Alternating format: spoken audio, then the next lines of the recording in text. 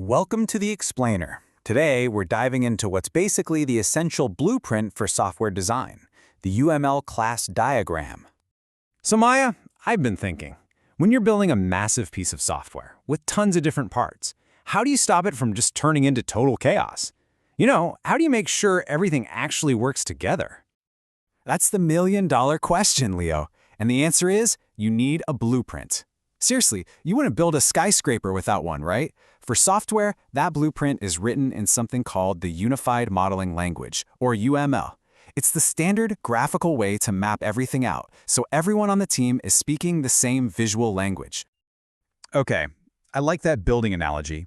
An architect has different plans for the electrical, the plumbing, the structure. Is that how UML works too? Does it give you different ways to look at the project?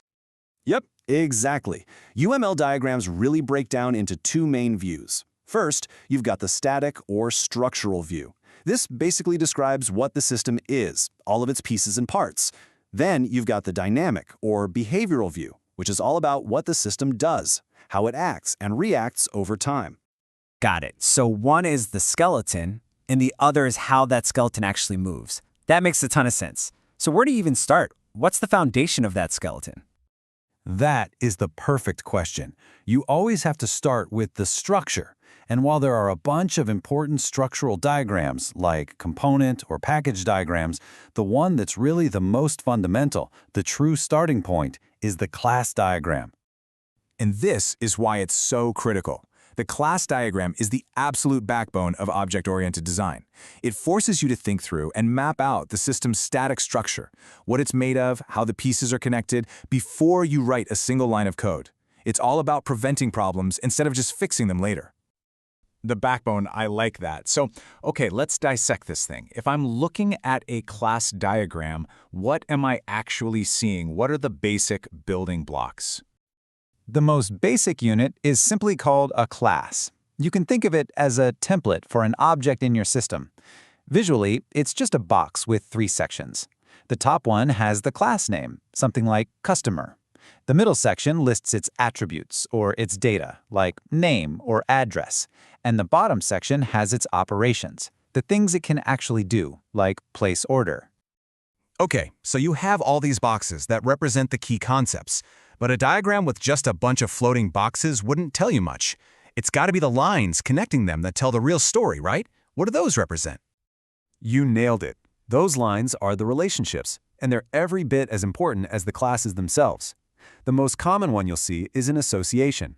It's basically a simple line that shows two classes are connected or interact in some way.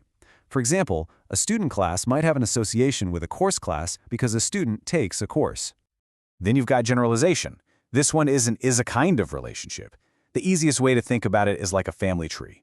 You could have a general class like vehicle, and then more specific classes like car and motorcycle that inherit traits from it. A car is a kind of vehicle. Makes sense, right? And then there's aggregation. This one is a has-a relationship.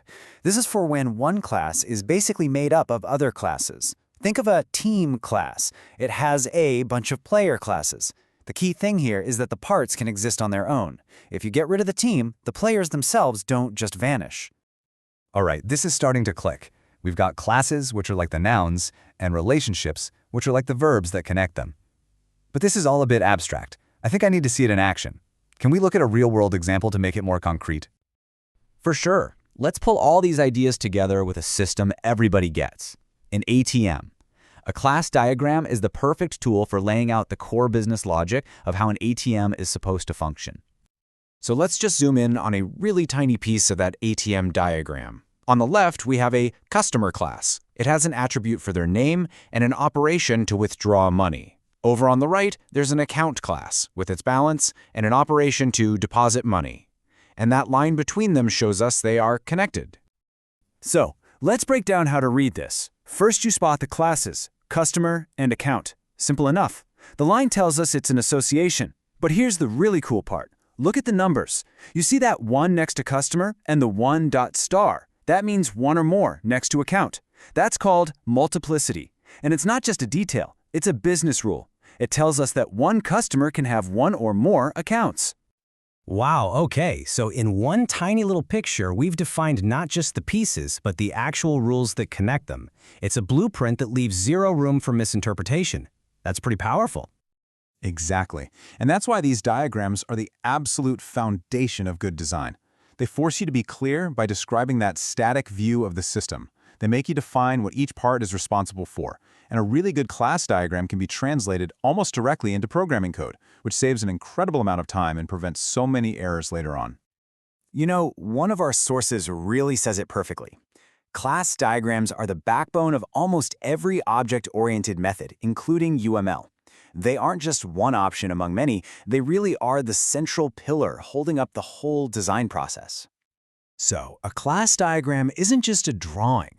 It's a powerful way to think, to communicate, and to build really complex things with clarity and precision. It's how you take potential chaos and turn it into structured, predictable order. A blueprint shows what's possible. So, what will you design?